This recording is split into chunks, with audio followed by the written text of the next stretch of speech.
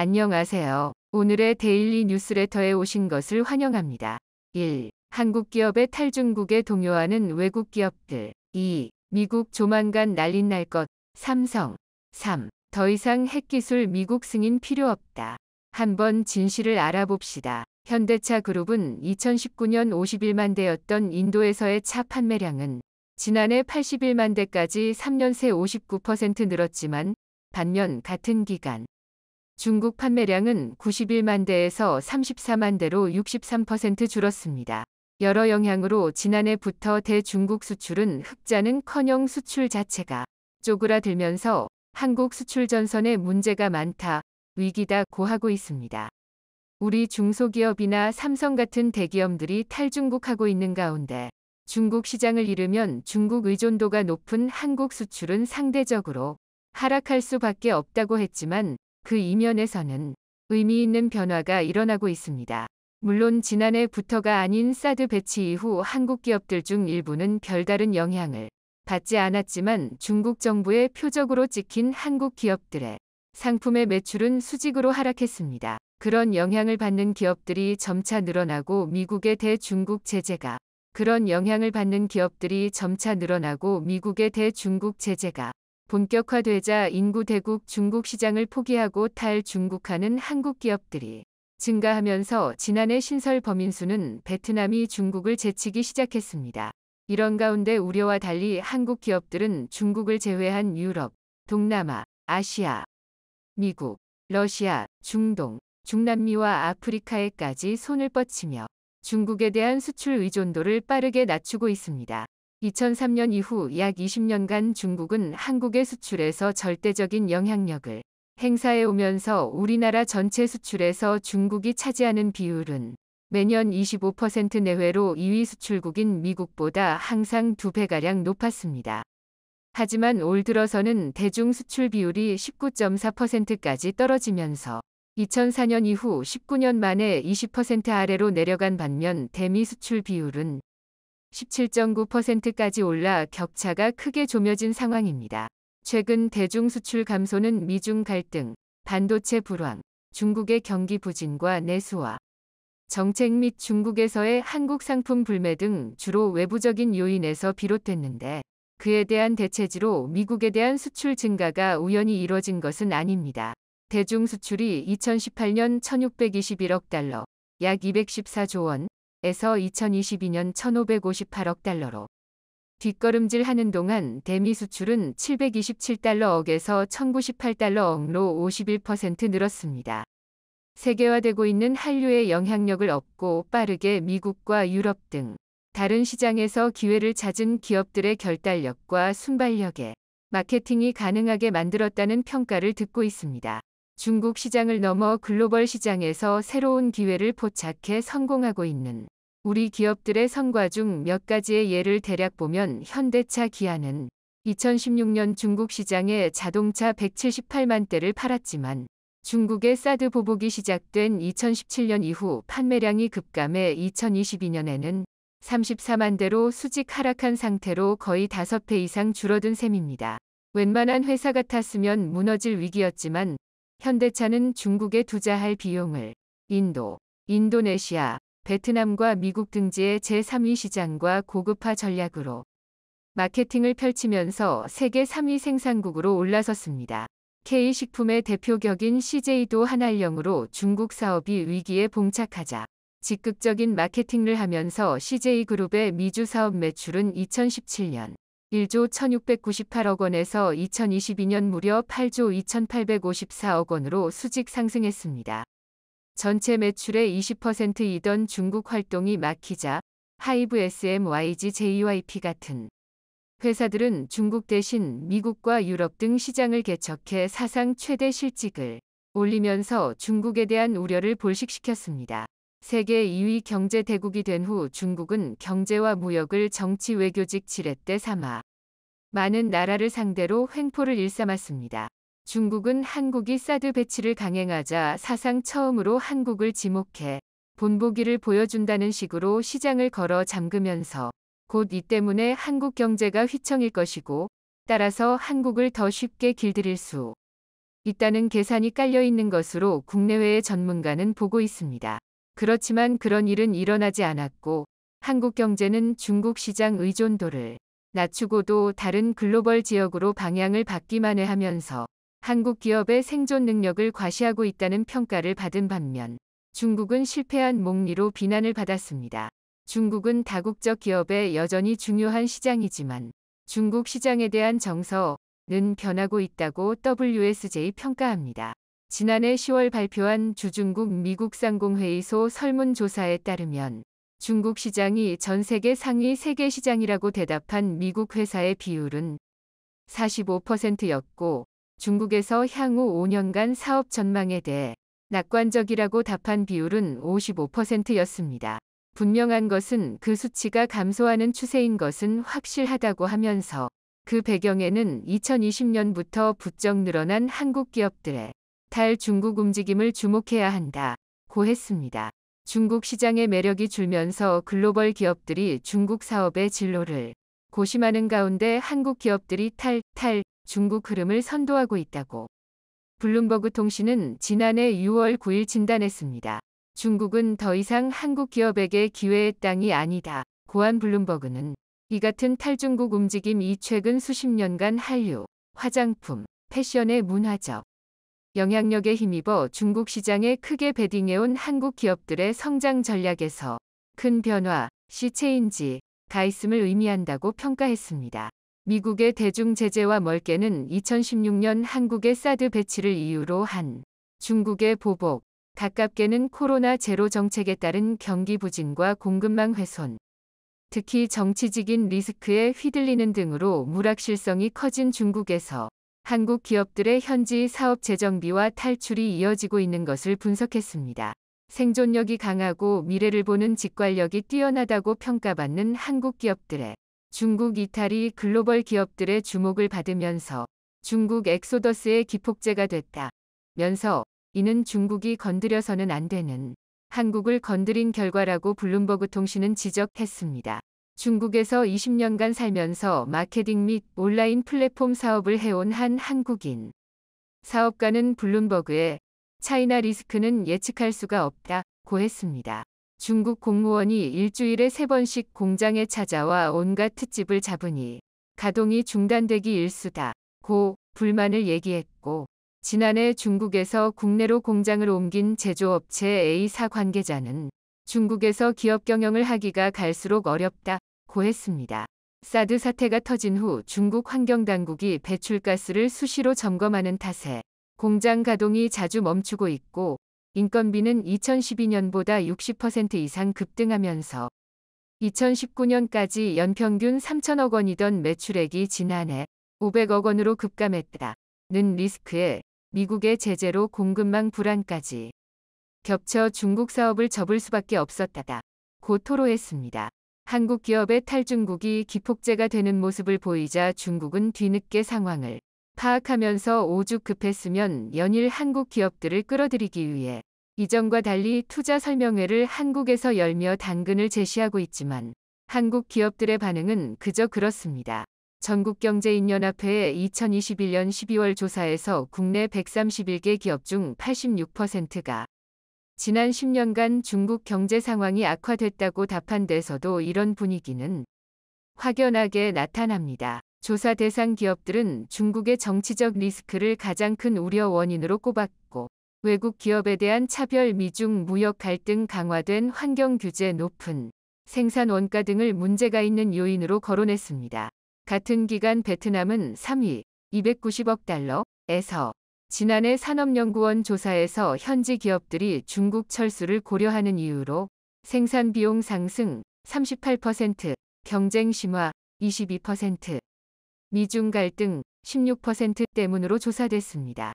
그렇지만 지금도 중국에 투자하고 있는 기업들은 중국의 인건비가 오래전에 비해 몇 배가 올랐다고 하지만 아직도 한국보다는 많이 저렴한 편이고 특히 인도나 베트남보다는 인건비는 비싼 편이지만 일단 그들보다 기술력이 있고 인프라가 잘 되어 있는 데다가 한국과 지리적으로 가까워 생산 단가상 유리한 면도 있는 장점이 있는 면을 꼽고 있습니다.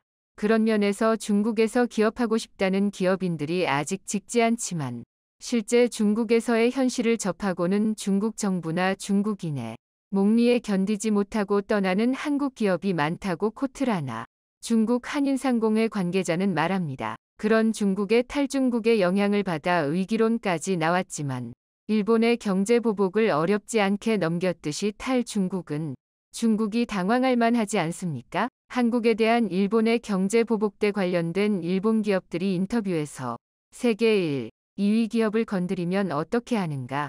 위기에 강한 한국입니다. 바이든의 계속되는 충격적인 행보에 한국은 큰 충격을 받고 있습니다. 자동차부터 시작해서 배터리와 반도체까지 마치 한국을 쑥대밭으로 만들기로 작정한 사람처럼 바이든은 한국의 충격적인 정책만 골라서 발표하며 우리의 뒤통수를 수도 없이 가격하고 있는데요. 삼성이 이스라엘과 손을 잡고 너무나도 시원한 반격을 했다는 통쾌한 소식이 전해졌습니다. 세계에서 가장 똑똑한 두 민족 한국과 이스라엘이 만나 머리를 맞대니 기적이 일어난 것인데요. 최근 있었던 바이든의 충격적인 연설. 우리는 동아시아에서 생산이 중단되면 무슨 일이 벌어지는지 확인했다. 한 대의 자동차를 조립하는 데에 대략 3,000개의 반도체가 필요하다.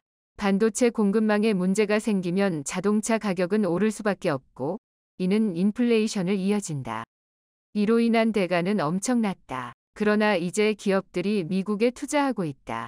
미국 기업뿐 아니라 외국 기업들도 마찬가지. 나는 남미, 사우스 아메리카, 아니 한국, 사우스 코리아, 위 대기업에 왜 미국에 반도체 공장을 짓느냐고 물어본 바 있다. 그들은 미국의 노동력이 세계 최고라고 했다. 라며 자신 덕분에 미국이 세금 한 푼 들이지 않고 한국 기업들이 미국에 막대한 투자를 하도록 했다며 떵떵거렸습니다. 게다가 한국을 처음 부를 때 사우스 아메리카라 부르는 말도 안 되는 실수까지 저질렀는데요. 이것은 시작에 불과했습니다. 얼마 전 미국이 한국을 감청하고 있다는 사실이 드러나면서 큰 논란이 됐었죠. 그런데 미국은 사과 대신 한국이 미국에 고마워하고 있다. 라는 동문서답.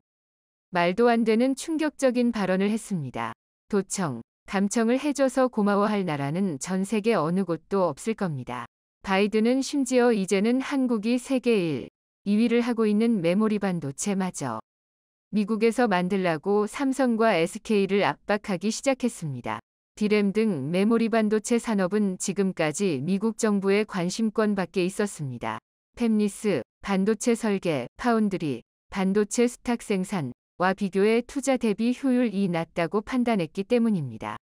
지난 30년간 한국이 메모리 산업 주도권을 가져가든 말든 미국 정부는 크게 개의치 않았습니다. 자, 그런데 바이든이 갑자기 충격적인 발표를 합니다. 미국 상무부는 최근 반도체 지원법 가이드라인을 통해 핵심 목표로 고용량 메모리 반도체의 리더십 확보를 꼽으며 인공지능 AI 시대를 맞아 중요성이 점점 커지고 있는 메모리 반도체를 좌시하지 않겠다고 선언했습니다. 1일 산업계에 따르면 미 상무부는 28일 현지 시간 공개한 반도체 지원법 가이드라인 성공을 위한 비전 항목을 통해 2030년까지 미국의 반도체 공장은 고용량 최첨단 디램을 경쟁력 있는 수준으로 생산할 것이라고 발표했습니다. 또 미국에서 슈퍼컴퓨터를 위한 차세대 메모리 개발이 이뤄질 것이라며 미국에서 생산된 메모리 반도체는 고급 컴퓨팅을 가능하게 할 것이라고 밝혔습니다. 삼성전자, SK 하이닉스 등 한국 기업이 쥐고 있는 메모리 반도체 패권을 미국으로 가져오겠다고 선언한 것인데요. 아직 놀라기에는 이릅니다. 바이든은 이보다 훨씬 더 충격적인 일도 꾸미고 있었는데요. 바이든은 삼성을 무너뜨리기 위해 일본과 손을 잡았습니다. 이미 성장이 둔화하여 최근에는 극심한 불황을 겪고 있는 메모리 반도체. 삼성은 한물간 메모리 반도체를 대체하기 위해 파운드리에 천문학적인 돈을 쏟아붓고 있습니다. 압도적인 1위를 기록하고 있는 TSMC와의 격차를 줄이기 위해 말도 안 되게 많은 금액과 인력에 투자를 하고 있죠. 이렇게 한국은 공정하게 경쟁을 하며 성장하고 있는데 바이든이 한국을 무너뜨리기 위한 충격적인 일을 발표했습니다. 바이든이 팍팍 밀어주고 있는 미국의 인텔과 일본의 마사요시 손이 보유한 아미가 깜짝 파운드리 동맹을 선언한 것입니다. Arm은 모바일용 반도체 설계에 필요한 IP를 가장 많이 보유한 기업입니다. 전 세계에서 생산되는 스마트폰의 90%가 Arm의 IP를 기반으로 설계된 AP를 탑재합니다. Arm이 삼성전자, 애플, 퀄컴 등의 IP를 공급하면 각사가 이를 자사 제품에 맞춰 설계한 뒤 파운드리 업체에 생산을 맡기는 구조죠. Arm의 IP 없이는 아무것도 만들지 못한다고 생각하시면 될 만큼 Arm은 피라미드에서 가장 꼭대기에 있는 가장 중요한 기업입니다. 이 때문에 지난번에 엔비디아가 Arm을 말도 안 되게 비싼 가격인 48조 원에 사겠다고 나섰을 때도 전 세계 모든 IT 기업들과 각국 정부들이 독점이 우려된다라며 반대하여 무산된 바 있습니다. 퀄컴 스냅드래곤, 삼성전자 엑시노스, 미디어텍 디멘전 등 스마트폰 태블릿용 AP, 애플리케이션 프로세서뿐만 아니라 롯, 사물인터넷, 용 저전력 칩 등 거의 모든 반도체가 Arm에 90% 넘게 의존하고 있기 때문에 어떤 한 회사나 나라가 Arm을 소유하여 흔든다면 전 세계 공급망이 완전히 붕괴할 수 있습니다. 그렇기 때문에 Arm은 항상 중립을 지키며 어느 한 회사나 나라와 밀착하지 않아야 하는데 바이든이 이 금기를 깨버린 것입니다. Arm은 일본의 손정혜 소프트뱅크 회장이 인수한 회사로 이번에 인텔과의 깜짝 동맹 선언은 사실상 바이든과 일본의 밀월 관계라 봐도 무방합니다. 글로벌 파운드리 시장의 후발주자인 인텔의 최첨단 공정에 Arm이 지원 사격을 나서면서 TSMC는 못 잡아도 한국의 삼성전자는 잡겠다는 계산입니다. 인텔과 Arm은 이날 협약을 통해 2024년 인텔의 18A, 1.8 나노 공정에서 모바일용 반도체 생산이 확대될 수 있도록 Arm이 설계 협업에 나선다고 발표했습니다. 팻 겔싱어 인텔 최고 경영자, CEO는 지금까지 팹리스, 반도체 설계, 고객사들은 최첨단 모바일 기술을 중심으로 설계할 수 있는 옵션이 제한적이었다며 인텔과 Arm의 협력은 인텔 파운드리 서비스, IFS의 시장 기회를 확대하고 모든 팹리스 기업에 새로운 옵션과 접근 방식을 제공할 것이라고 밝혔습니다.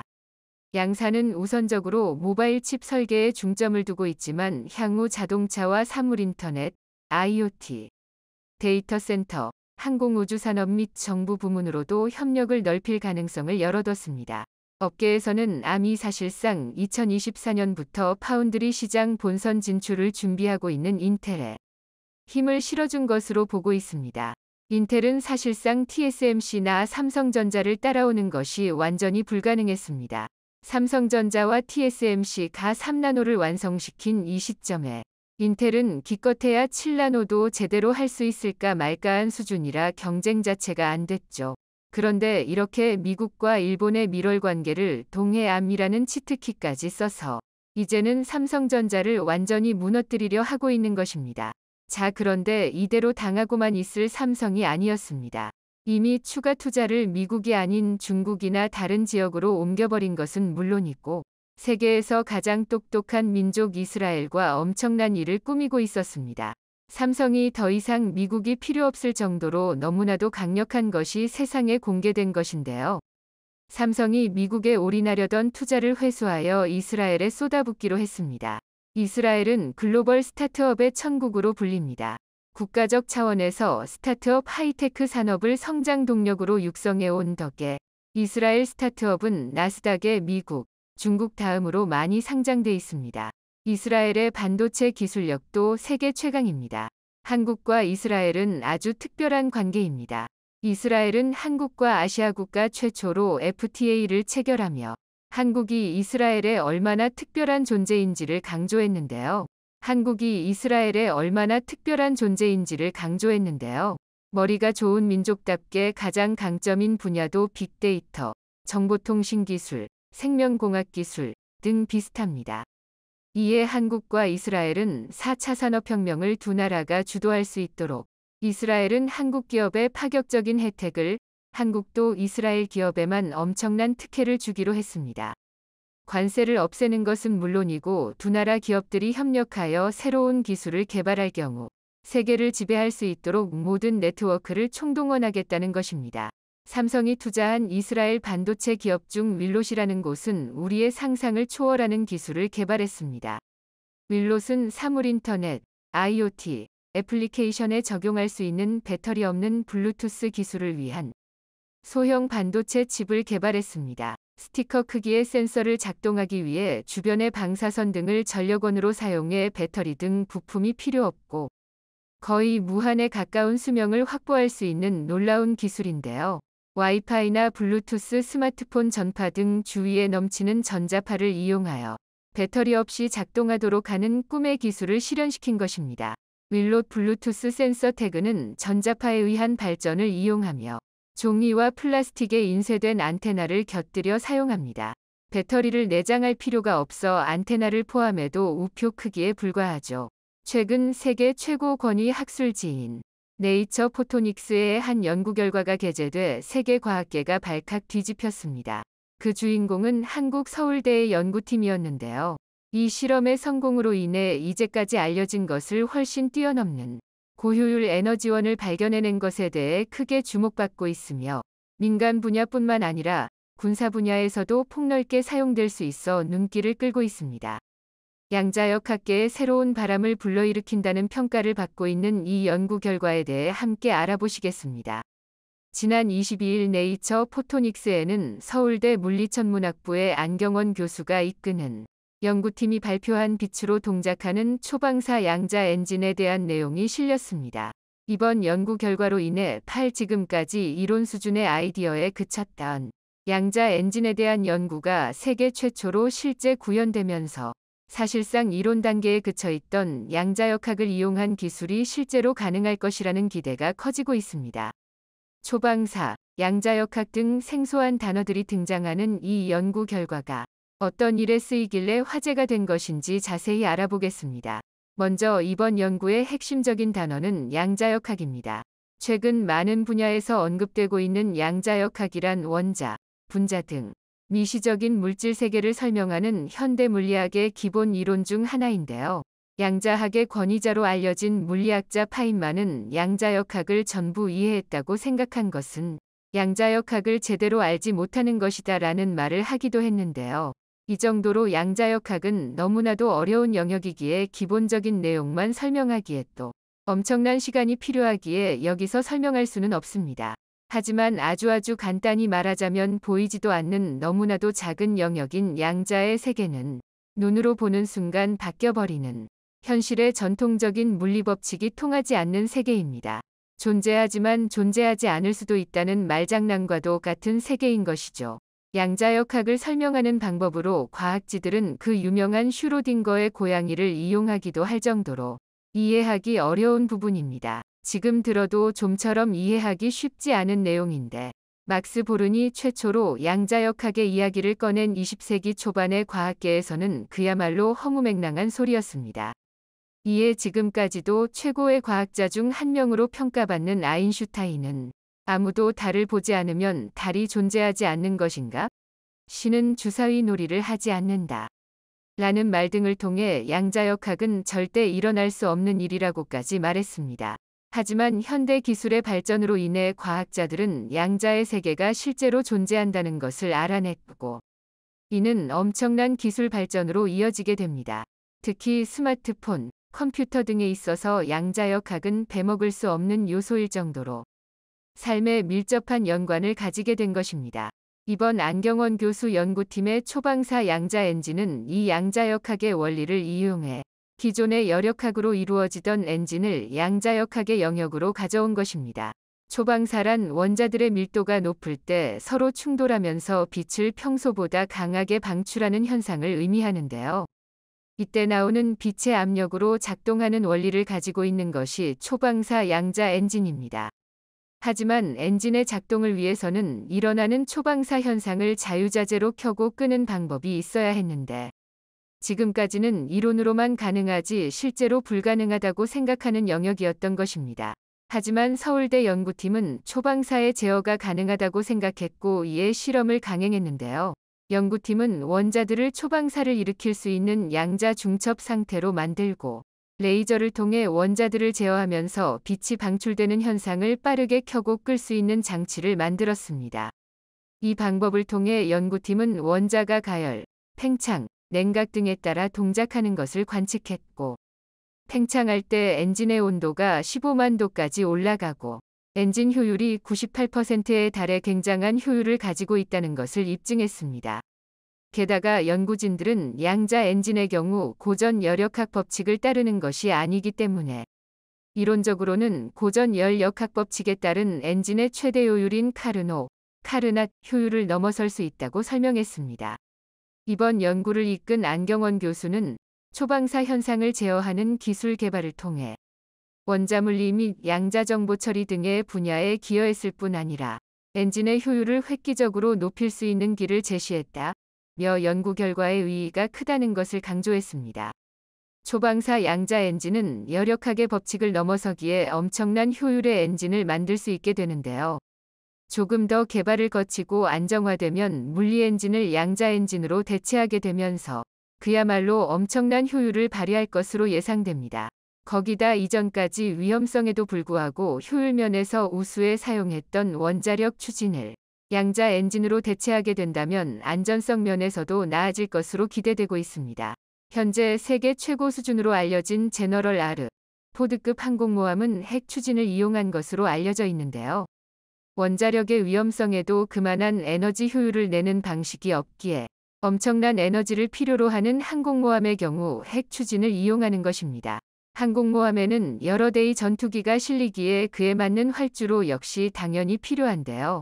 하지만 육지와는 다르게 활주로의 거리가 제한되어 있기 때문에 특별한 장치들이 필요했습니다. 이에 지금까지는 증기를 이용한 스팀식 캐터펄트를 통해 압축된 증기를 쏘아 그 힘으로 전투기를 이륙시키는 방법을 써왔습니다.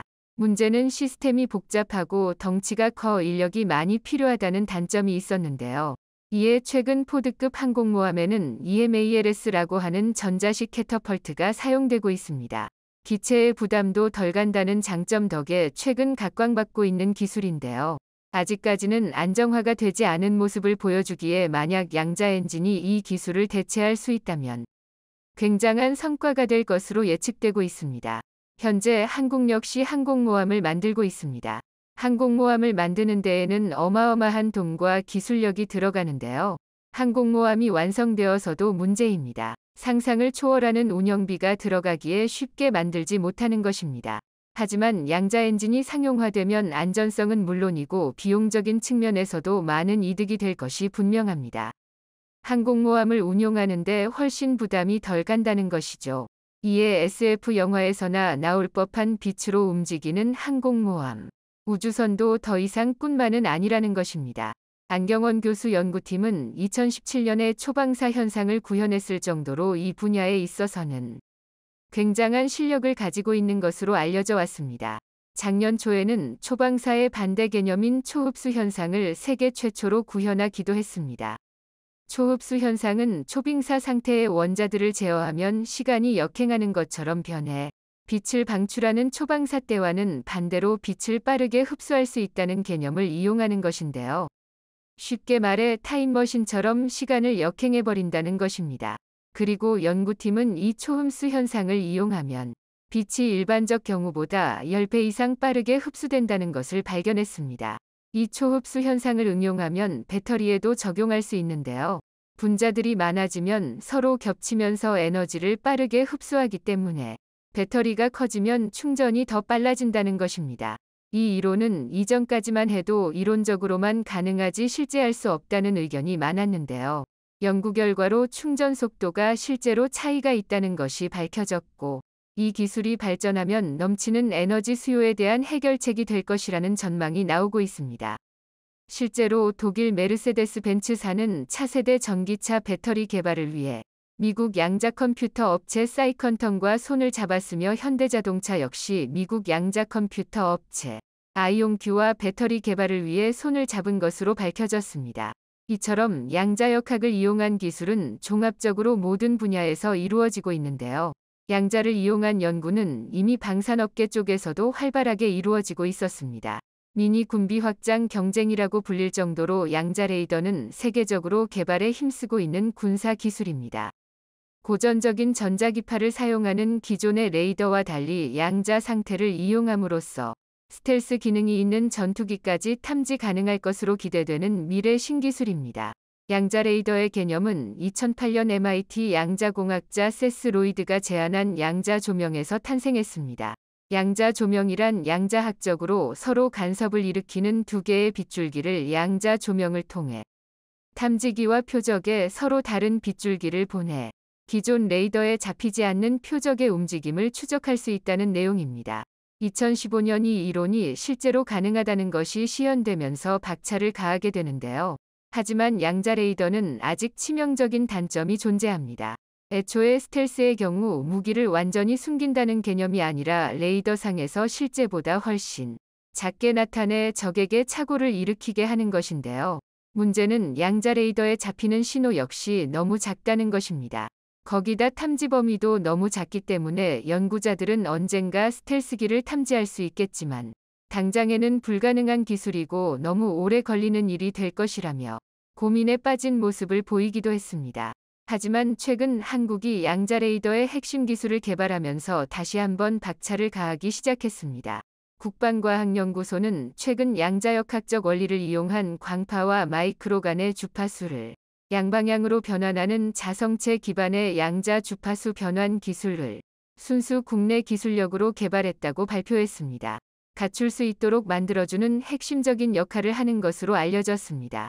에드는 이번 연구에 대해 아직 기술의 성숙도와 주파수 변환에 대한 효율이 낮지만 양자 레이더 개발에 필요한 요소 기술을 실험적으로 구현했다는 데 의의가 크다고 발표했습니다. 양자 주파수 변환 기술은 양자 레이더뿐 아니라 미래 양자 네트워크로 구성된 다양한 무기체계 시스템에도 활용할 수 있을 것으로 예상됩니다. 물론 아직까지 양자에 대한 연구는 오랫동안 이어져야 하는 연구이며 상용화가 되려면 많은 부분이 보완, 발전되어야 할 것입니다. 하지만 이번 연구 성과처럼 조금씩 나아가다 보면 영화에서나 보던 일들이 실제로 일어날 것입니다. 컴퓨터와 반도체 영역을 넘어 이제는 모든 분야의 핵심 기술이 되어가고 있는 양자역학. 대한민국의 양자역학 기술도 계속해서 세계 최고 수준으로 나아가길 기원하며 오늘 영상을 마칩니다. 영상이 도움이 되셨다면 구독과 좋아요 부탁드리며 오늘도 감사합니다. 최고로 멋진 하루 보내시길 바랄게요.